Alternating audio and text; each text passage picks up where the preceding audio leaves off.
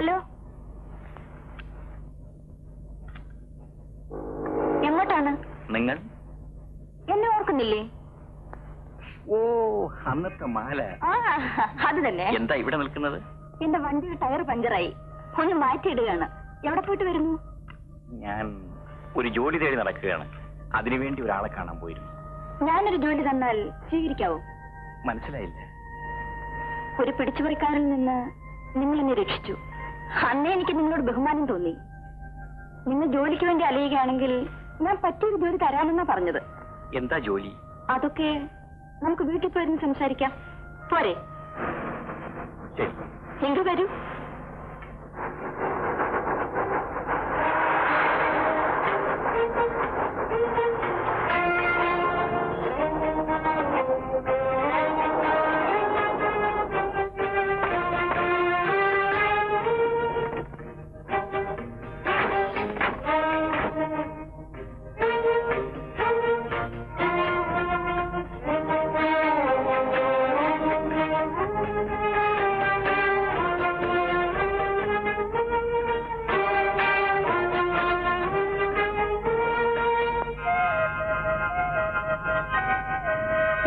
രാജേന്ദ്രൻ, എന്റെ പേരെങ്ങനെ മനസ്സിലായി?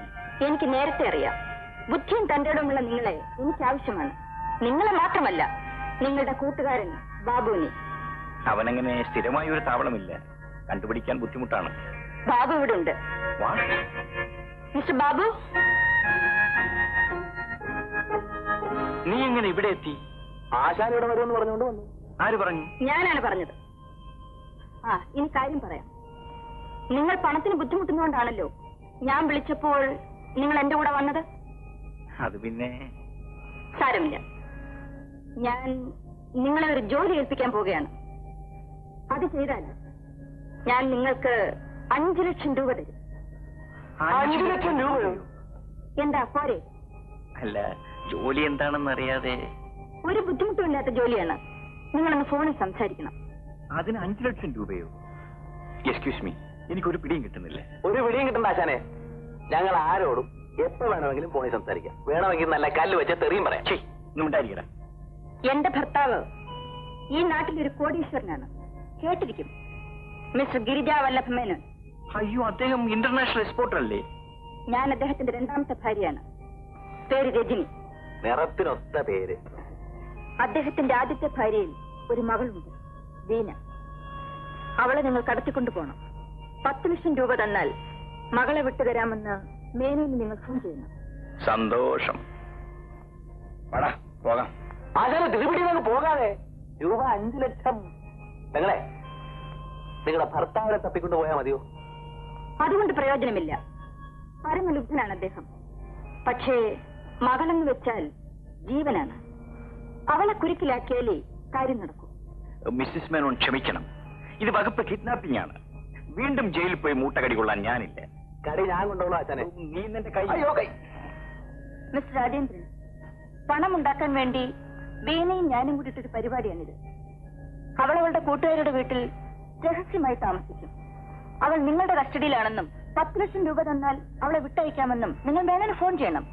അദ്ദേഹം പണവുമായി വരും. നമ്മൾ പണം വാങ്ങുന്നു, പെണ്ണിന്റെ സ്ഥലത്തുണ്ടെന്ന് പറയുന്നു, വൈമണീസുമായി നമ്മൾ പോകുന്നു. That's all. 50-50. ഞാൻ വിചാരിച്ചു ആ കുട്ടിയെ ഞങ്ങൾ തന്നെ കടത്തിക്കൊണ്ടുപോകേണ്ടി വരുമെന്ന്. ഹേയ്, അത് വേണ്ട. പക്ഷെ പല പ്രശ്നങ്ങളും ഇതിലുണ്ട്. ആദ്യമായി നിങ്ങളുടെ മകളുടെ അഭിപ്രായം ഞങ്ങൾക്കൊന്ന് അറിയണം.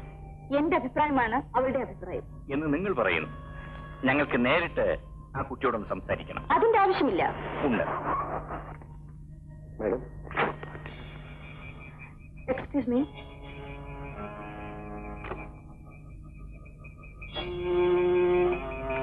ആശാനെ, കാശിന് അത്യാവശ്യമുള്ള സമയമല്ലേ, വരും വരാതി ഒന്നും നോക്കണ്ടേ? നീ ഒന്ന് അടങ്ങുന്നില്ലേ? എല്ലാം മനസ്സിലാക്കിയിട്ട് എടുത്ത് ചാടാം.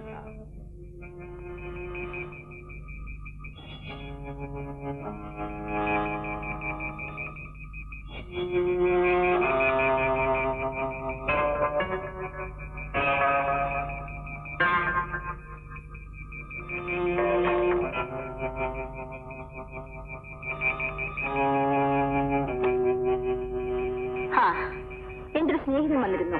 അദ്ദേഹത്തെ ഒന്ന് കാണാൻ പോയതാ. അപ്പോൾ എന്താ നിങ്ങളുടെ തീരുമാനം? ആ പെൺകുട്ടിയോട് സംസാരിക്കാതെ പറ്റില്ലെന്ന് ആശാൻ പറയുന്നത്. ഓക്കെ. മിസ്റ്റർ രാജേന്ദ്രൻ, കോവളത്തിൽ കോട്ടയത്തിൽ നിങ്ങൾ വാടകയ്ക്ക് എടുക്കണം. പകൽ ഞങ്ങൾക്ക് വരാൻ സാധ്യമല്ല. രാത്രി 9 മണി കഴിഞ്ഞ് ഞാൻ ബീനിയും കൊണ്ട് അവിടെ വരും. ശരി. ഇതാ, ഇതിരിക്കട്ടെ. ഇത് ഞങ്ങൾ അവിടെ ഒന്ന് വാങ്ങിച്ചോളാം. മാഡം,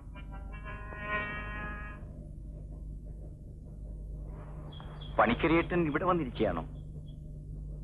ഇരിക്കാതെ പറ്റുമോ? വീട് ഞാൻ വാടകയ്ക്കൊന്നുമില്ല. ഓ, ചേട്ടന്റെ വീടാണോ? അതെ. ഓ, എനിക്ക് വാടക കുടിച്ച് ഇന്ന് കിട്ടണം. ഒരാഴ്ച കൂടി ക്ഷമിക്കണം. 6 മാസമായി ക്ഷമിക്കുന്നു. ഇനി നിവർത്തിയില്ല. അല്പം ബുദ്ധിമുട്ടായതുകൊണ്ടാ. സുന്ദരിയായ ഒരു ഭാര്യ ഉണ്ടല്ലോ, അവരെ മനസ്സ് വെച്ചാൽ ബുദ്ധിമുട്ട് മാറുമല്ലോ. പണിക്കരേട്ട അനാവശ്യം പറഞ്ഞാലുണ്ടല്ലോ. പണിക്കരി ചേട്ടോ, ചേട്ടന്റെ ഭാര്യ എങ്ങനെയാ? അല്ല, കാണാൻ എങ്ങനെയാന്നാ ചോദിച്ചത്. കാണാൻ വലിയ തെറ്റൊന്നുമില്ല. അപ്പൊ ചുമ്മാതല്ല ഇത്രയും വലിയ വീടൊക്കെ ഉണ്ടാക്കിയത്. അനാവശ്യം പറയും.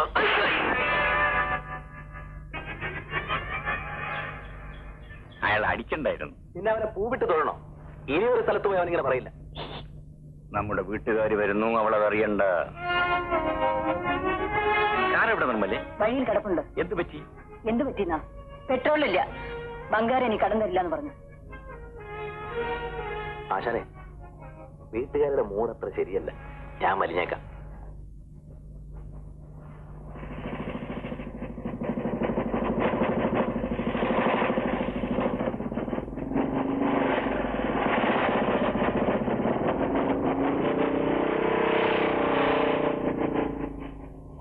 കാറിൽ പെട്രോൾ തീർന്നാൽ വണ്ടി നിൽക്കും. അതിന് നീ പിണങ്ങിയാൽ പറ്റുമോ? അതൊന്നും ശ്രദ്ധിക്കാൻ പോലും നമുക്ക് സമയമില്ലെന്നാ ഞാൻ പറഞ്ഞത്. എന്താ രണ്ടുപേരും കൂടി വഴക്കിടുന്നത്? ഏയ്, ഒന്നുമില്ല. ഇരിക്കൂ ചന്ദ്ര. ഞാൻ ഇരിക്കുന്നില്ല. സ്റ്റേഷനിലേക്ക് പോകുന്ന വഴി ഒന്ന് കയറിയതാ. ആ, രാജേട്ടന് പറ്റിയ ഒരു ജോലി ശരിയായിട്ടുണ്ട്. വല്ല പീറ മുതലാളിമാരുടെ ഓഫീസിലിരിക്കുന്ന ജോലിയാണെങ്കിൽ എനിക്ക് വേണ്ട. ഏയ്, അതൊന്നുമല്ല. പോലീസ് ഡിപ്പാർട്ട്മെന്റിൽ ഒരു റിപ്പോർട്ടറുടെ ജോലിയാ. നല്ല കാര്യം. ഡിപ്പാർട്ട്മെന്റ് ജോലിയായാൽ ആരുടെയും മുഖം നോക്കാതെ സ്വതന്ത്രമായിട്ട് പണിയെടുക്കാമല്ലോ. നമുക്കും അതല്ലേ താല്പര്യം. ജോലി ഇഷ്ടമായില്ലേ? ഇഷ്ടമാകാഞ്ഞിട്ടല്ല, പക്ഷേ പോലീസ് ഡിപ്പാർട്ട്മെന്റിലെ ജോലി അത് മോശമാണെന്നാണ് പറയുന്നത്. എന്ന് ഞാൻ പറഞ്ഞില്ല. ആട്ടെ, എന്ത് ശമ്പളം കിട്ടും? അതെല്ലാം വിശദമായി അന്വേഷിച്ചിട്ട് പറയാം. ആദ്യം ജോലി സ്വീകരിക്കാൻ ഇഷ്ടമാണെന്ന് പറയും. എനിക്ക് ഒന്ന് ആലോചിക്കണം. ഇതിലെന്താ എത്ര ആലോചിക്കാനുള്ളത്? പിന്നെ ചുമ്മാ കയറി ഏറ്റാ മതിയോ? നിങ്ങൾ വഴക്കണ്ട. ആലോചിച്ച് മറുപടി പറഞ്ഞാൽ മതി. ഞാൻ നാളെ വരാം. വരട്ടെ? ശരി. പിന്നെ ചന്ദ്രൻ നിങ്ങളുടെ ഏറ്റവും വലിയ കൂട്ടുകാരനല്ലേ? നമ്മുടെ നന്മയ്ക്ക് വേണ്ടിയല്ലാതെ ചന്ദ്രൻ എന്തെങ്കിലും ചെയ്യുമോ? എടി, പോലീസ് ഡിപ്പാർട്ട്മെന്റ് റിപ്പോർട്ട് എന്ന് പറഞ്ഞാൽ വലിയ ശമ്പളമൊന്നും കിട്ടൂല. മാസം 12,000 രൂപയില്ല നമുക്ക് ജീവിക്കാൻ പറ്റുമോ? ഈ 2,000 രൂപ ശമ്പളം കിട്ടുന്ന ജോലി നിങ്ങൾക്ക് എവിടെ കിട്ടാൻ പോകുന്നു? അന്വേഷിക്കണം.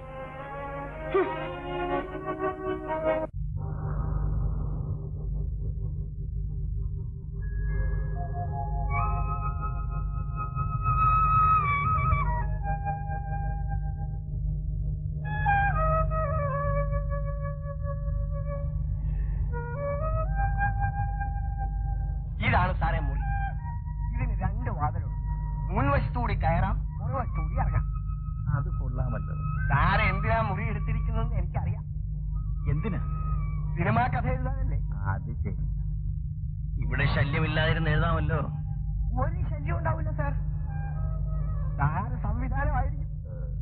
ബെഞ്ചാറമ്പോട് കേട്ടിട്ടുണ്ടോ? കേട്ടിട്ടുണ്ടോ? സാറിന്റെ എല്ലാ പടങ്ങളും ഞാൻ ആദ്യത്തെ ദിവസങ്ങളിൽ കാണാറുണ്ട്. സോറി, ഇതെന്റെ ആദ്യത്തെ പടമാണ്. അപ്പൊ ആള് മാറിപ്പോയതായിരിക്കും. സാറേ, ഞാനും ഒരു കൊച്ചു എഴുത്തുകാരനാണ്.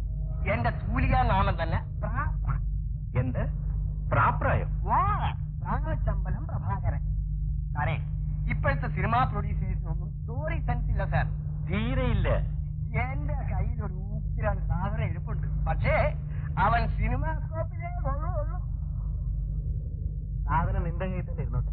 സൗകര്യം പോലെ ഞങ്ങൾ വാങ്ങിച്ചോളാം. തൽക്കാലം നീ ഒന്ന് പോയാട്ടെ. സാറേ, എന്റെ ക്ലൈമാക്സ് ഒന്ന്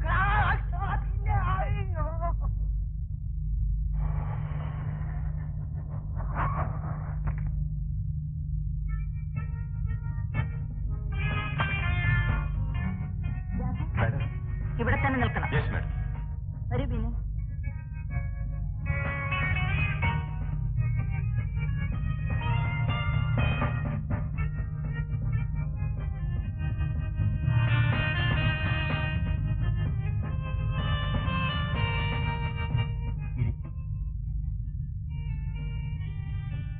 വിവരമെല്ലാം നീ അറിഞ്ഞു കാണുമല്ലോ.